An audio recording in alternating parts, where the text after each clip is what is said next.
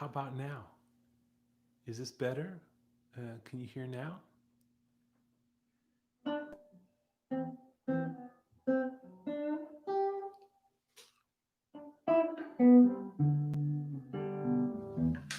me try. Let's crank it up a little bit. How about now? Can you hear? Okay, cool. Great. One more time from the top. I'll play this song. And thanks for letting me know.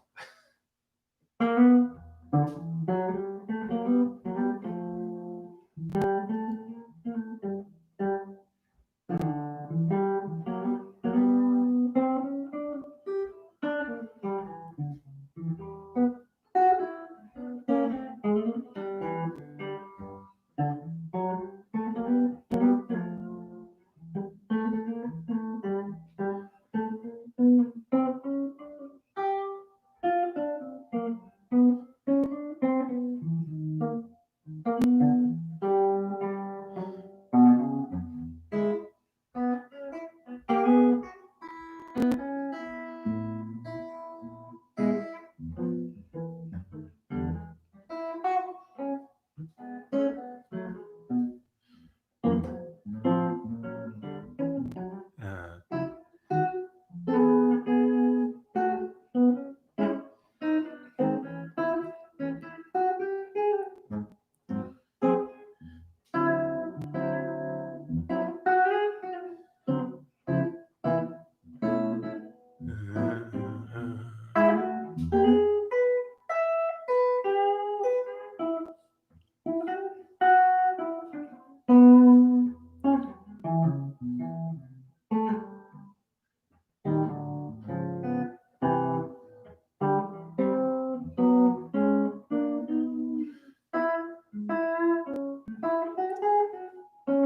David.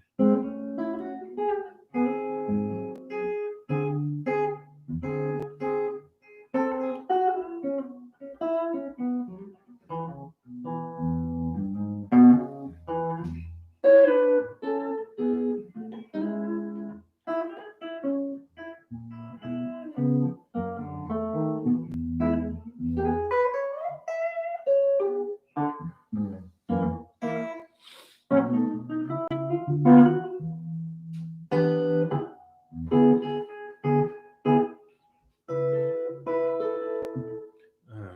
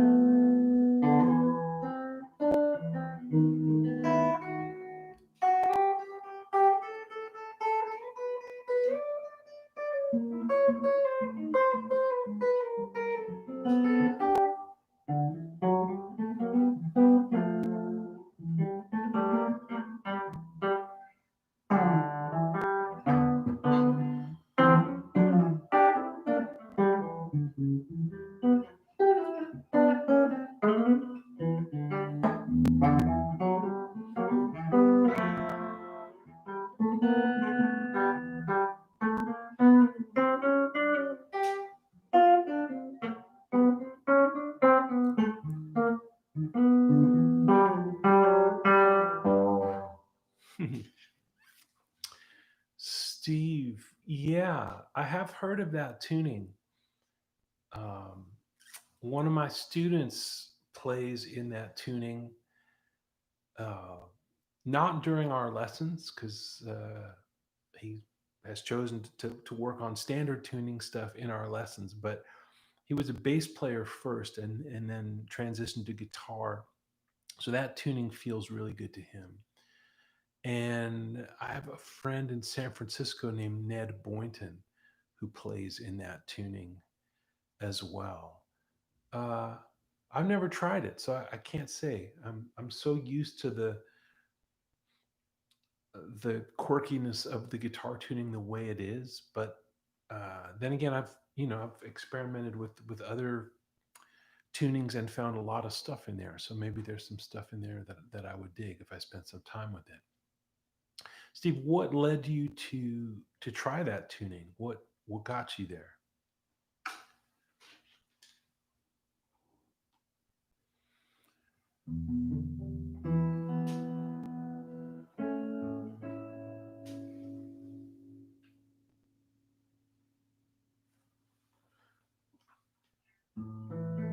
Oh, hey John, that first tune was called "Very Tall."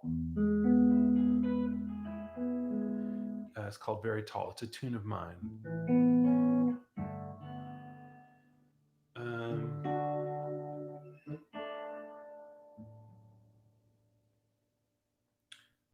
Play a tune now by my friend Rich Hinman. It's called "Rockaway Taco."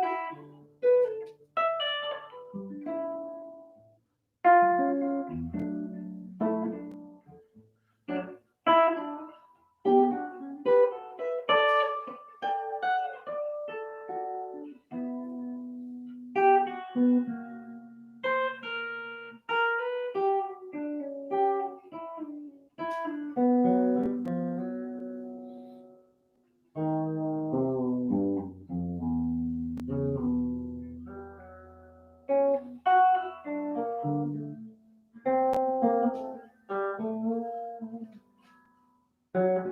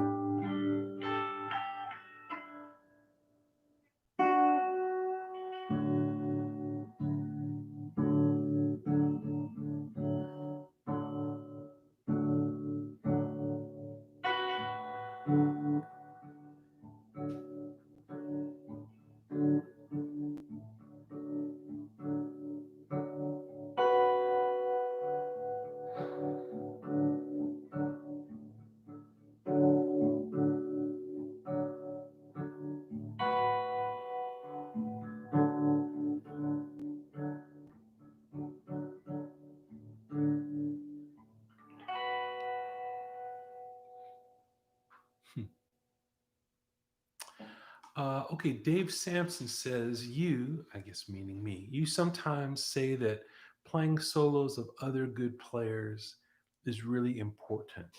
Why is that? Um,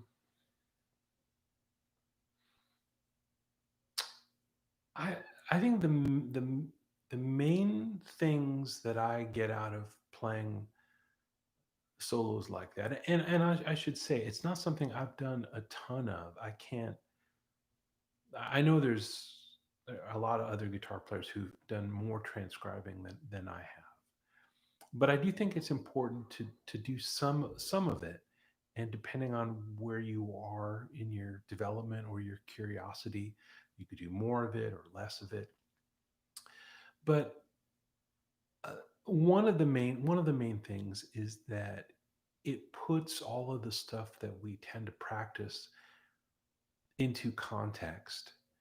So if you're working on scales and wondering how on earth am I going to turn scales into music, you can stare at the scales all day and they may or may not ever turn into music. But if you study music and you can see, oh, I recognize the scales in the music, then you can make the connection that way. uh, I think it's really challenging to just practice scales and hope that they'll turn into something, you know.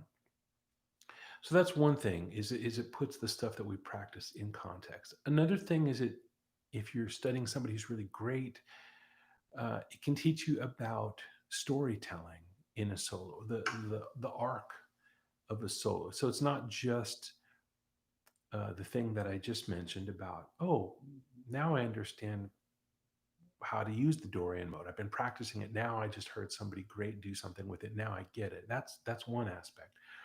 But then there's the arc of, somebody taking a guitar solo and starting here and going somewhere and ending somewhere, and that's Another thing that's hard to practice just on your own, you can practice it on your own by making sort of a map of what you want your solo, the shape of it to be, and then practicing that shape. But I think it's really inspiring to listen to players who do that. However, they've gotten there, who knows?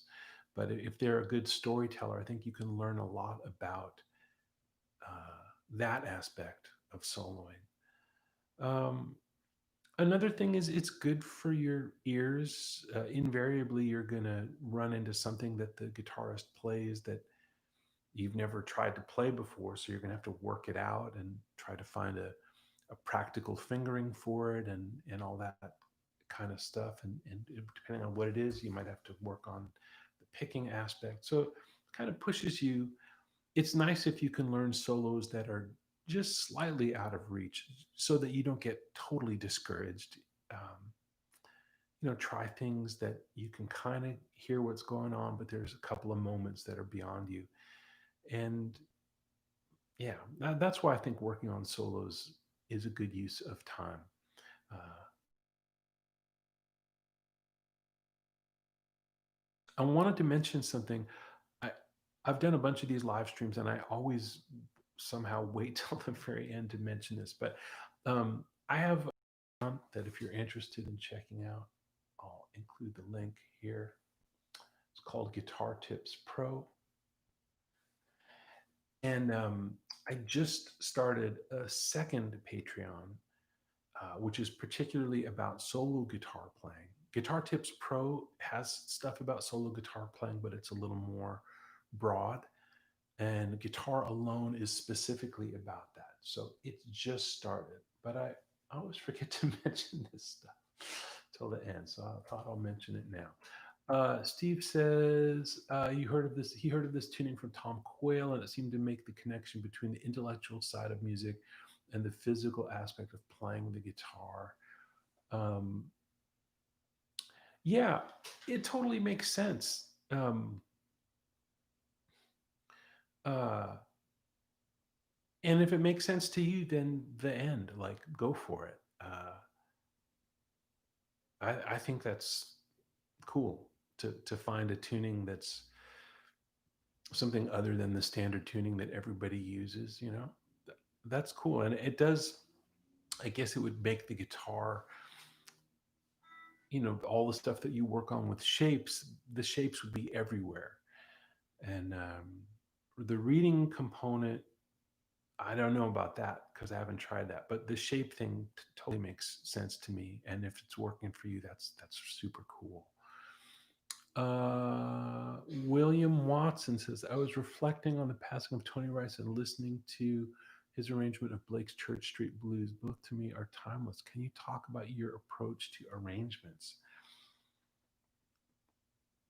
Um, wow. Yeah, William. Uh,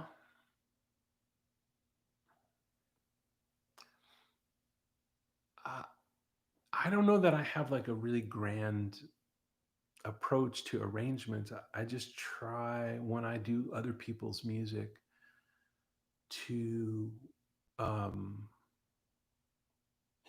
to find to find to find a way to play it that shows why I fell in love with it in the first place.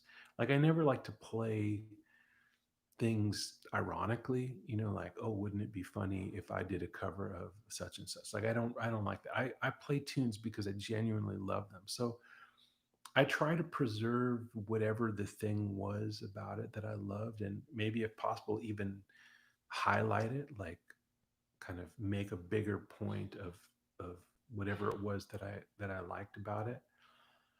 Um,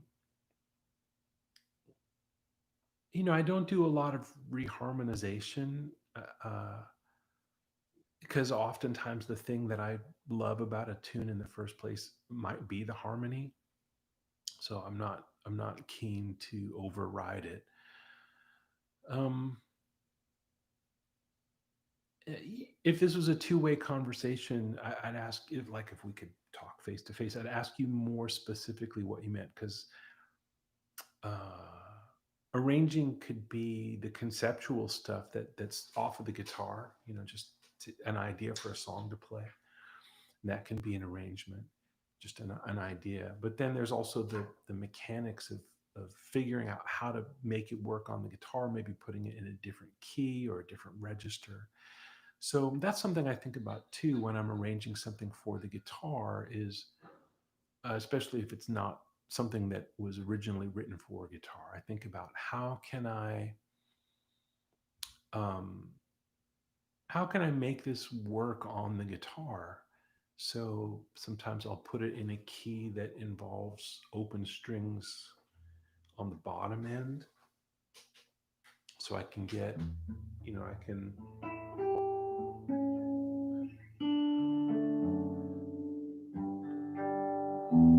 get some bass things going while I move on top if I've got open strings. But I also want to think about where the melody really will sing on the guitar. So I might move it up or down to a register that really speaks, and then hope that on the bottom end I can find some supportive harmony for if you were a singer, you'd sing the song in the best key for you. And I feel like there's a way to find that on the guitar for any given melody. There might be certain areas where it sounds particularly good, and if the melody sounds good, uh, whatever you do with the harmony is going to be, I think, a little more. I don't want to say forgiven, but just going to be cool because the melody is so strong. And same if you've got a cool bass going on the bottom and a groove and some support, you can be a little looser with the melody. Once in a while, all of that happens at once, and you've got an arrangement that sits really nicely on the guitar, um, with the top and the bottom. I see a lot more comments coming in, so I'm gonna see what's going on. What are your tips on developing a stronger picking hand? I used to pick backwards like George Benson, but I'm currently in the process of angling the pick down, and it's been hard to fully convert. Um, yeah, well, it really depends on what you're trying to do. If you're trying to play anything at all like George Benson, I think you need to play that way. Um, that kind of uh, thing. Rodney Jones plays that way. Cheryl Bailey plays that way. Miles Okazaki, even though his musical style is different, he's not playing bebop. Or I mean, he can play bebop, but that's not what he does most of the time. If you're trying to do that, then I think that I can't even exactly do it, but I think you're when you say backwards, your hand is kind of like this, and I can't really play anything this way, but it looks something like that. And you're talking about converting to more playing that way. Uh, it really depends on what you're trying to do. I think if you're in a rock band or a pop band or any kind of band where you're playing strummy stuff, and then picking down, not literally like this, but like this, makes sense to me because the action is going to, a lot of the action is going to come from your elbow. If you're playing bebop lines, I really can't do it.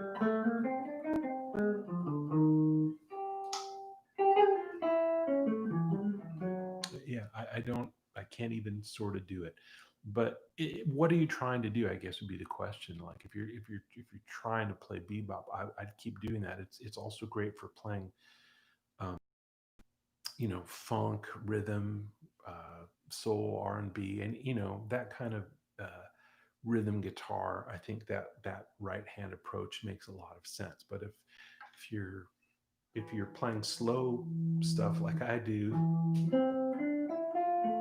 I mean, really, my technique is not particularly efficient, but I like how it sounds. That's more what drives my right hand, is the sound. And Maybe you can do both. Maybe there's a way to play this way and get a great sound. I have found for me that the best sound comes from this style of picking. Uh, DMAC, I've been using a partial capo for years now and love how it expanded my creativity. I don't see many people using them. Have you tried it? Um, that's a good question. Yeah, I first saw partial capos 10 or I don't know, 10 or 15 years ago. I was at a folk alliance conference in oh gosh, it later was in Memphis, but the first one I went to was I forget. But I used to go when I used to go as a singer songwriter to these conferences. They're called Folk Alliance. There's the National Folk Alliance and regional ones. There was a guy who used to always come. His name was Randall something. I can't remember his last name. And he was super into partial capos, and I always was blown away by um, stuff he could do. And for a little while, I was hanging out Wilcox in Asheville. Got together a few times and played. And he's really good with partial capos. So that's just one of those things that when I see people do it, I think it sounds great. I just uh, haven't experimented much myself with it. Um, there's a lot there, absolutely, yeah. Well, what kind of stuff are you playing with it? Are you playing instrumental guitar stuff? Are you a singer songwriter? Are you a side person? I'd be curious to know what you do with it.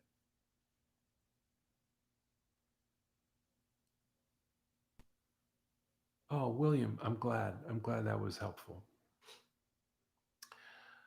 Mm, yes, original instrumentals. Yeah, if you're writing your own tunes, especially, partial capo seems like a really good way to expand the guitar. I'm all in favor of anything like that.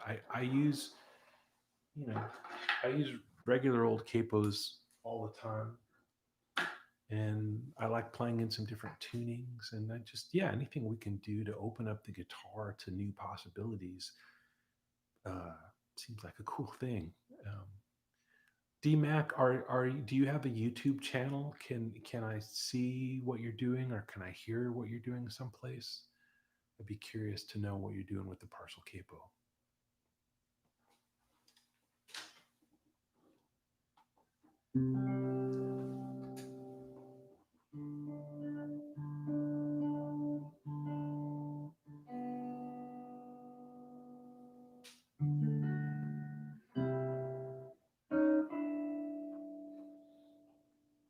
Um, let's see. Hmm.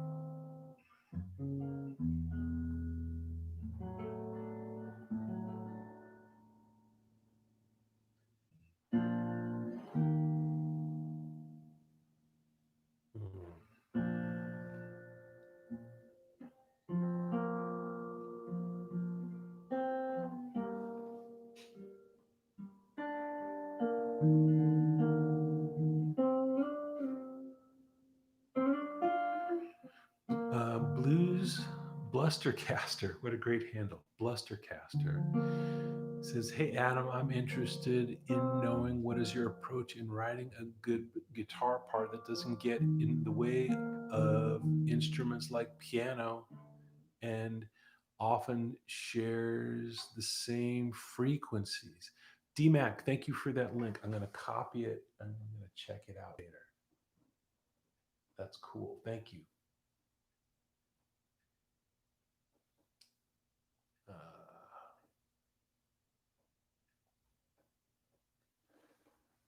Copy that and check it out later. Um,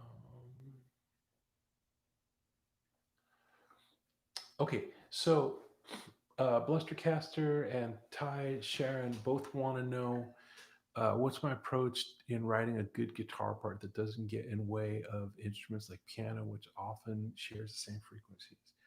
Um, let's see. One thing that can be helpful is just playing something that's really small and specific. Um, um,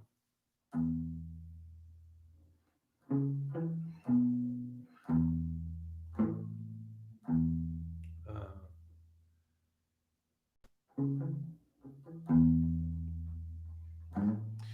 like I was listening this morning to Tom Petty and the Heartbreakers' greatest hits, and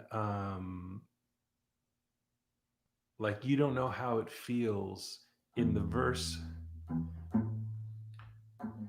Like Mike Campbell is just basically playing with palm muting, just playing the roots of the chords, just E to A, and then in the little in between phrases when Tom Petty's not singing, he does something like. Uh, uh,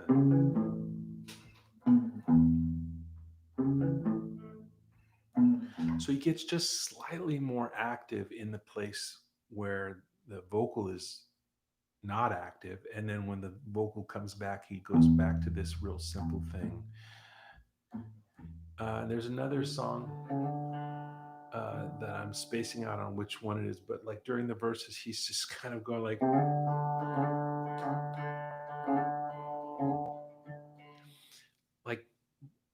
he's not playing chords, he's just playing notes and keeping it super simple. So I would look to Mike Campbell as a source of inspiration. Like get Tom Petty and the Heartbreakers' greatest hits, and put on headphones. What I was doing this morning was, yeah, I put on headphones and I plugged in through my interface, so I could go into Logic and get kind of a tweed amp sound, and I just put myself in the band and tried to play along with what Mike Campbell was doing. It's incredible how small some of the things that he plays are and how great they sound. Now, if you want to play bigger stuff, then like more core. Well, I'll say one other thing about Mike Campbell. It's just like it's just very he's unafraid to just get a cool sound and dig in and go for it and just play and just play. If you want to do stuff that's more active, then I don't know why this is a hard question to answer. It's hard because every situation is different, and the threshold of what's going to work or not will change. But you know, try to stay in a zone, like if you start here, for example, and the chords are going from D to G, how how can you do it with small motion, or could be even this. Um, I think you have to. I'll say here's another D to G. Let's say you started here, then you could go simply D sus could be your G sound, or you could go to a full G, or you could go to this, which isn't exactly G but might sound really good. I think picking small areas and trying to stay in them and voice leading, as if it's like you're just trying to stay in your lane. So that's one way, and in that limitation, you might find something that you wouldn't get to if you were just playing familiar chords. I don't like just marking chords, though I find myself doing it sometimes, and I always think, no, that's not enough to just mark the chords. So I would also listen if there's other rhythmic activity going on. So what you asked about, being in the same frequency range as the piano. That's one aspect of it, but you also have to look at what's happening rhythmically and not getting in the way of where things are happening rhythmically. So if you're in the same frequency as the piano, it might be okay if you're not coming down in the same spot. So I might look for a part to play by looking for where there's space, like looking for where there's rests, and trying to create a part that fits into those rests. I might change the register of what I'm playing. If I find a part I like, but it doesn't seem to work, I might try it up an octave. I might try it down an octave. I might try taking the part and just pick a few notes out of it and make it simpler.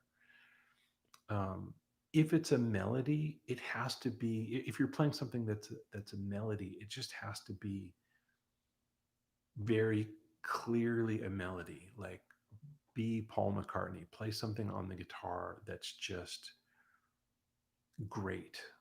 That's just, yeah, easier said than done. But yeah, if you're playing a melody, play something that's just a perfect melody.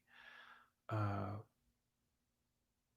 Having a sound that's not so big is also helpful. Like that's why Telecasters work so good in those situations. Not playing anything sometimes is fine. Uh, Resting, laying out in a verse can be cool. Sometimes I'll put my guitar down and just try to sing along and try to find a part that's not even a guitar part, but just is more a human part. Maybe that's the best advice. Yeah, put your guitar down. I need to do that more often than I do. Sometimes I just hit myself over the head trying to find a really good guitar part when the answer might really be put the guitar down, stretch a little bit, and just sing along with the track and um, try to find something human to do there. Uh, yeah, George. Oh my man, that's so good. So good to see you. Wow. I mean, not see you, but see your name here. Um, okay, two really good questions. Um, I'm going to try to get to here. Ty Sharon says, "Hey Adam, would love for you to tell me about expressive, also the way you add vibrato to chords and double stops. It's inspiring. What's your approach?" Wow. Well, one thing is, using heavier strings, I can't do fast vibrato. So, um, just by the physicality of it, that when I've over the years when I've gone to heavier strings, these are 12s, these are flat wound 12 gauge strings. So even my third string is wound. So it's gonna slow down my vibrato. Uh, I don't know what my approach. I mean, you mentioned chords. If you hear it in chords, it's probably something I'm not doing this way, but doing by kind of just squeezing the guitar a little bit, which is even better if you've got some reverb going.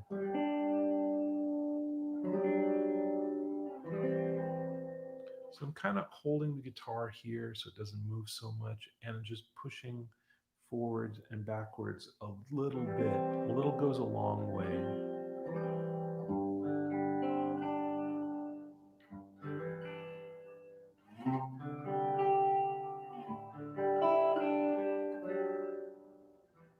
So some of what I'm doing is actually moving the neck, and then some of it is just regular.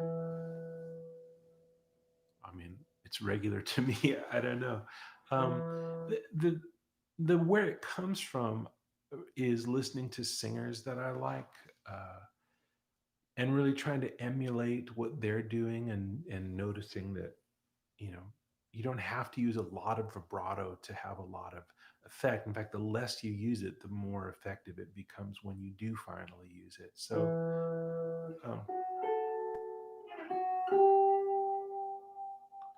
uh, yeah,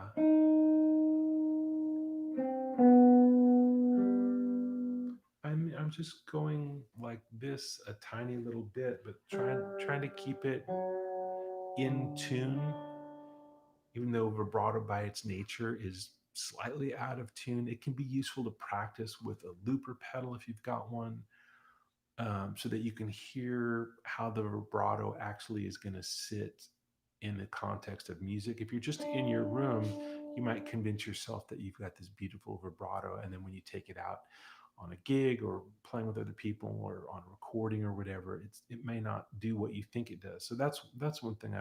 Two things I would say to do. One is play records you like, play along with them, and really try to copy what the singers you like, how they use vibrato, and then make sure that you practice with either a looper or a drone if you've got like some app that can just drone one pitch or something, so that you have a frame of reference. Otherwise your vibrato can be a little wonky. I want it to feel in tune, even though, like I said, by definition it's slightly out of tune, but it doesn't have to go very far.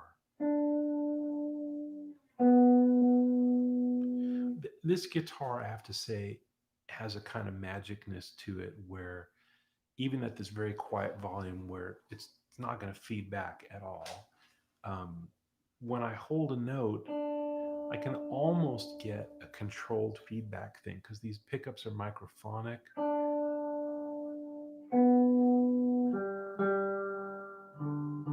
To a certain extent, they're microphonic. Let's see. And so even at a quiet volume, I get some of the benefit of like a controlled feedback kind of feeling, even though, like I said, it's not in any danger of feeding back. So yeah, try to get a magic guitar. Brandon Sheck, I'm trying to get into jazz but struggling to understand arpeggios and how to approach them. Any advice?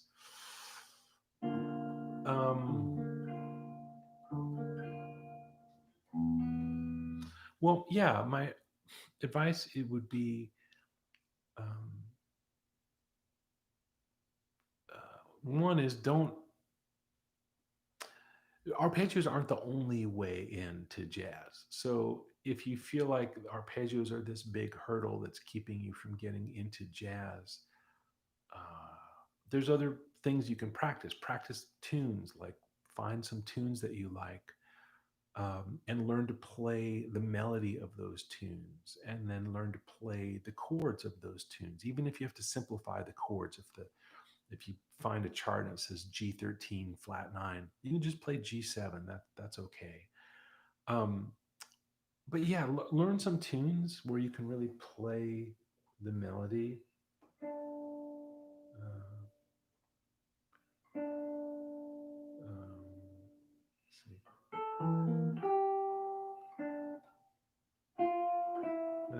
What's the tune I'm thinking?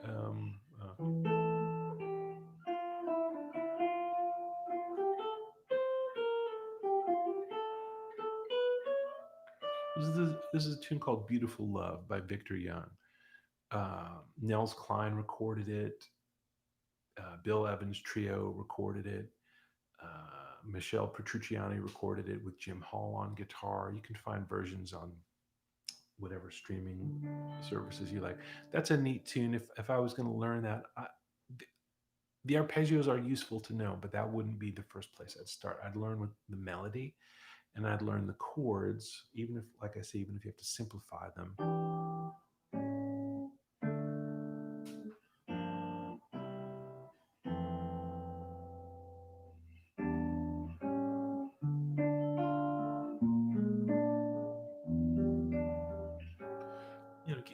Get the chords under your fingers. Uh, if you learn the melody, sing it. Even if you don't think of yourself as a singer, that's fine. It's just you in your room with your guitar. Get to know how the melody and the chords go together. That's really the main information I think that you want to get when you're learning jazz, is learn tunes, learn how the melody and the chords relate to each other. Then if you want to get into arpeggios, um, I would keep them small, like this song I'm playing, "Beautiful Love." It starts on E minor seven flat five. So you might start on the fifth string and play. And it's great to know all that, but you're going to have to get from E minor 7 flat 5 to A7 in just 4 beats. So rather than practicing a whole bunch of E minor 7 flat 5 arpeggios and then a whole bunch of A7 flat 9 arpeggio, or you could just play, I guess. Um, the the thing that you really want to be able to do is connect them. So maybe play 4 notes of E minor 7 flat 5, and then now you've so we're just playing quarter notes like 1, 2, 3, and now the next chord is A7 flat 9. You want to look for the exit ramp. How can I get off of E minor 7 flat 5 and onto A7 flat 9? Well, there's a C sharp right there. And I scrambled the notes of the A7 there. I don't know why, I just heard it that way. And then now we've played 4 notes, 1, 2, 3, 4. Now I've got to go to D minor. I'm on E from the A7. I've got to go to D minor. Well, there's an F right there, or there's a D right there. Or if I want to make a bigger leap, I could go up to the sixth. I think making the connections is what's important. So rather than practicing, what I would do is I'd practice them a little bit, and then maybe I'd get out a piece of paper. I'd take the chart of Beautiful Love, I'd get out a piece of music paper, and I'd write an etude in quarter notes where you use uh, 4 notes from E minor 7 flat 5, just like that, and then 4 notes from A7, then 4 notes from D minor. And there's actually 2 bars of D minor, and then G minor 7, C7, F major 7, quick chains, and write a little etude. Um, you may, I don't know, writing music out might not be easy for you, so maybe it'd be harder, maybe it'd be just impossibly hard to do the thing that I said. But I find that writing solos out using whatever you're working on right now, whether it's arpeggios or scales or licks or whatever, just time can slow way down if you are just working it out on paper. If something doesn't sound good, you can erase it and try something else. So write out a solo on the tune that you're working on using the arpeggios that you're working on, and then do it again, and then do it again, and then do it again, and find stuff, find the pathways that work. For now, I think that really needs to be your goal more than total mastery of all the arpeggios. Is like,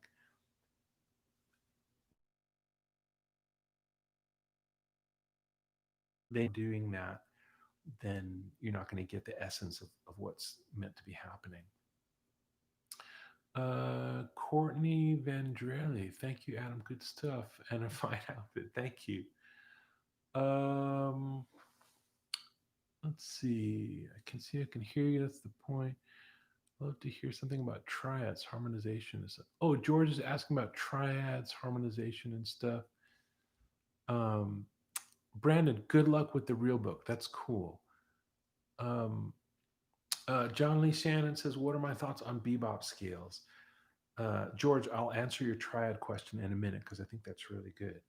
Um, John Lee Shannon, I think when I hear other people play bebop scales, they sound uh, tremendous. Uh, I haven't spent a lot of time with them. Uh, I feel somewhat averse to them, but please don't you don't have to do as I do there. If you like them, go for it. There's all those great Barry Harris videos on YouTube. There's clearly a gold mine there. Um, I just have found some gold in other places, and I'm still in those mines digging for stuff. So I'll have to let other people dig in the bebop scales for now. It's just, um, yeah, you can only work on so much stuff at a time. But yeah, when I hear other people use them and when I watch those Barry Harris videos, it's brilliant. There's loads there. So check it out. Uh, Bogdan, I am writing a book. Actually, I did already write a book. I wrote a book called Shell Chords, and it's about shell chord voicings, and you can find it on Bandcamp. Actually, I released it as a PDF on Bandcamp. So if you're interested in shell chord voicings, which is any chord with root uh, 3 and 7, could be root 3 7, or could be root. Let's see, that's the same one. Root 3 7 or root 7 3. You can make them minor 7, dominant 7. I wrote a whole book about that and how to apply it to jazz standards. It's called Shell Chords. You could find it on Bandcamp if you look for my name, Adam Levy, and Shell Chords on Bandcamp.com. I'm working on another book now that's based on the Guitar Tips series that started here. I've taken a bunch of the tips and turned them into a book with my friend Ethan Sherman. That's probably still another year out. We're doing a lot of work to get it to be really dialed in. So stay tuned for that. Thanks for asking. George um, wants to know about triads. All right, let me see. um, Making a connection. I'm trying to get to George's question here about triads, harmonization and stuff. Yeah, so uh, yeah, triads are really good if you if you learn them all over and think. The main thing that I feel like people might miss about triads is that it's all about harmonizing stuff. So you need to focus on the top note more than the bottom note. People always think the bottom note is the important part. We say first inversion, that tells you, oh, the third is on the bottom. Also, the lowest note is closer to your field of vision. So this tends to be where we anchor it, and we learn these lower strings first as far as the notes. But really focus on the upper note of a triad. So I'm going to play 3 triads. They're all D minor. So I need to think about that. That's a melody. And so let me take that melody someplace.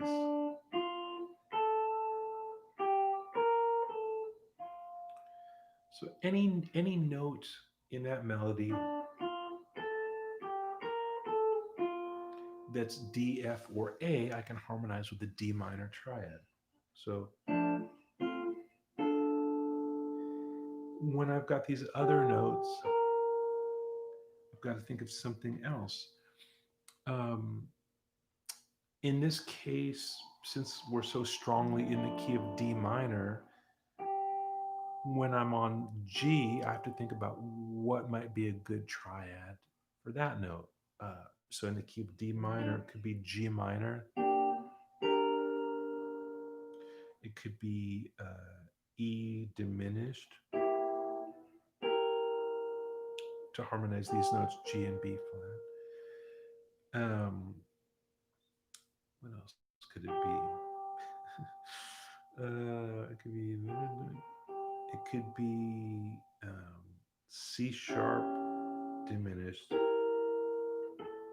So here it is with all 3. I'll do it first with G minor. Excuse me. And now G minor. Now I'll do it with E diminished.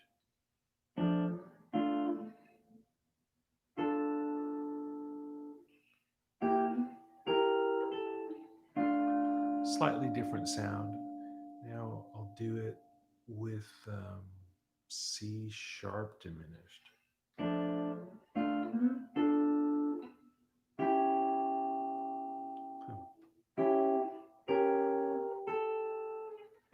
Again, slightly different sound. So I'm basically thinking about using, if I'm playing a melody that's in a key, using the tonic triad wherever I can, and then when I can't, just try to think of something from the key that can help express that harmony. Let me do a different example. I'll do one in major. So here's D flat major. So here's a melody. So I've got A flat is in the D flat, F is in the D flat, D flat is in D flat. So those could all be D flat chords.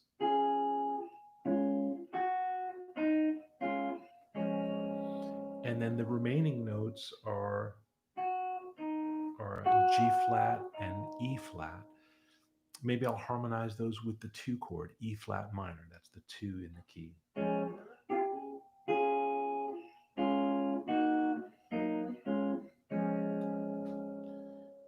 Or maybe I'll do something different. Let's see. G flat,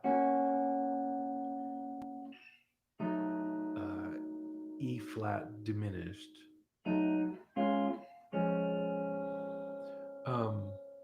I don't know. This is a really broad question, George. It's hard to make a quick. It's hard to make a quick answer for that, but that's what I would do. I would start with a melody that you like. It could be. Don't even worry about harmonizing a whole song at first. Like uh, it could be just a phrase. If you want to be really adventurous and take on a whole song, learn "Because" by the Beatles, which they sang in vocal harmony that I think is mostly 3 part, and try to work out what that stuff is. Think of it from a vocal point of view even more than a guitar point of view, and then try to bring it onto the guitar. But always thinking about the melody on top. Think about what key you're in. Think about what triads are available in that key that might help you harmonize the in between notes. And you can also, you don't have to hang a chord on every single note. You can have some standalone notes. Do do do do do. Okay, I'm going to answer 2 more questions, then I'm going to go. Blustercaster, do you ever feel you get stuck in the same old chord progressions all the time? All the freaking time. I do. So, how I try to get around that is one is to um, play in some different keys, because then the same old chord progressions can sound fresh just by virtue of being in a different key. Like, I'll play the chords to Let It Be in C.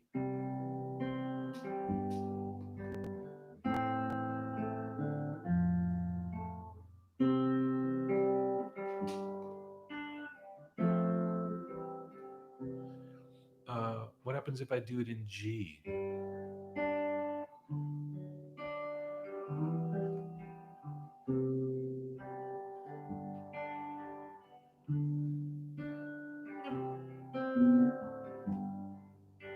It's feels less stale to me just because I've never played it in G. Let me try it in F.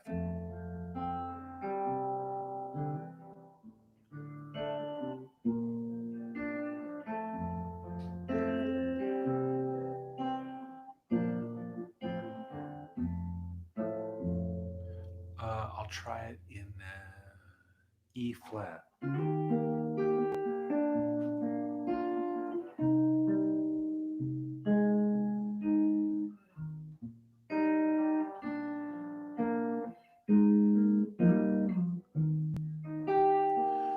So all of a sudden it sounds fresher to me anyway. So I'll try it in a different key. And the other thing that I have fun with is just learn someone else's song. Put on uh, some music that that has some surprising turns in it, whether it's the Kinks or Chopin or whatever, and f- steal something.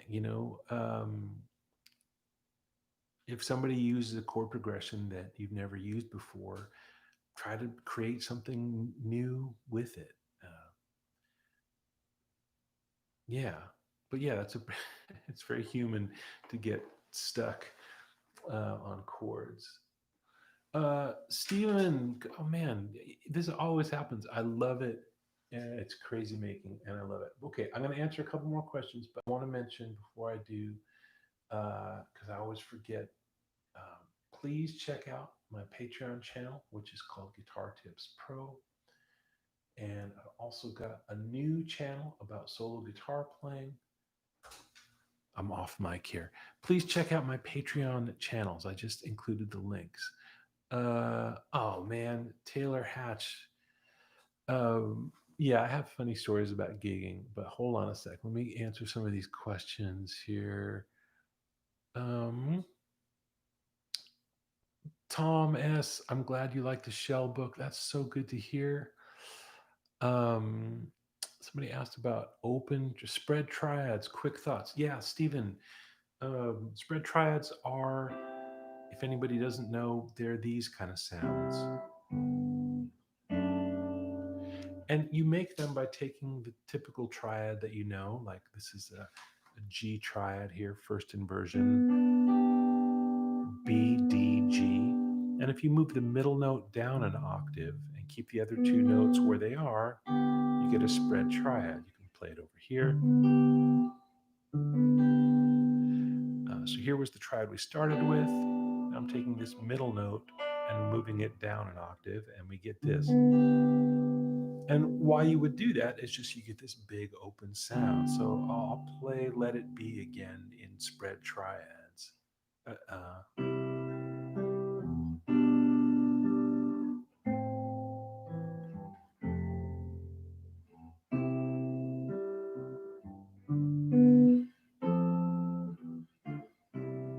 it's a really nice sound. And you might find different inversions. I started with this G. If we started with this G, it's this middle note that would have to go down an octave. So we could find it over here and play this. So we get from here D, G, B to the D and the B stay, but the G is down here now. It could also be over here. So we might play that, if you can see that, or this.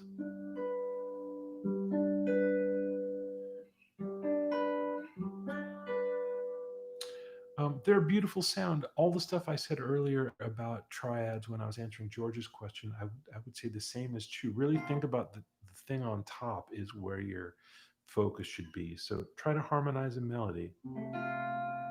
Like,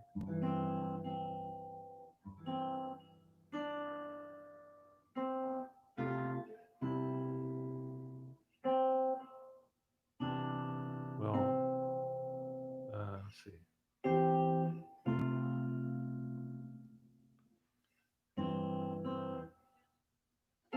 Uh,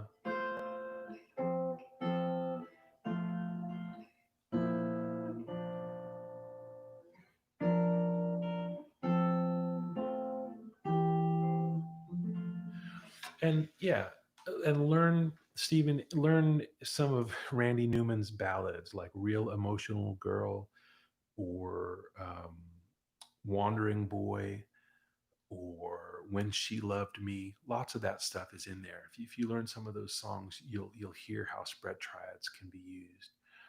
Um, Funny gig stories. Okay, I'll end with a funny gig story. I've probably told this story before, but mm, oh, Gerald, thank you so much.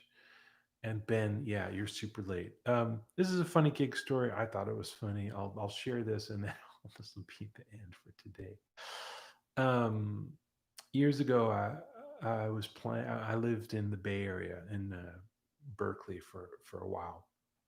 I was actually living in Emeryville, California, when this happened, and we got a gig playing at the Placer County Fair. Me and my friend Mary were playing kind of jazz and country as a duo. She was an incredible, not was, is an incredible singer, great bass player, and we were playing duo. And so we played our set at the Placer County Fair in the middle of the day, like noon. And then we had a break because there was another thing happening on the stage. And then we were supposed to play another set at 2 o'clock. But the thing that happened in between our two sets was a celebrity goat milking contest. Who could get the most milk out of a goat in 60 seconds? And I use the term celebrity loosely. These were, local celebrities, not like Bono or something. And so we finished our set, and I put my electric guitar on a stand and walked off, and went to get some, I don't know, fried food of some kind. And when we came back, the stage was just completely covered in goat milk. They had not thrown down a tarp or anything. So Mary and I walked back, got ready to play. We looked at the stage and we realized, like, oh Lord, you know, I mean, not even thinking about electric shock or anything like that, but just the mess of. So they, they had to get somebody to come and mop up all the goat milk so that we could play our set in the midday sun there at the Placer County.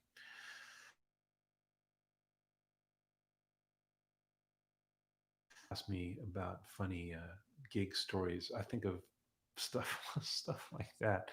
Not so much musical stuff that happens on stage, but just the kookiness of life. Okay, I'm gonna do this. I'm gonna do this every Tuesday through January. Maybe I'll do it some more later in the year. I don't know. But come back next week, Ben. Come back. Be early. Thanks for being here. Hope you all have a good day. Take care.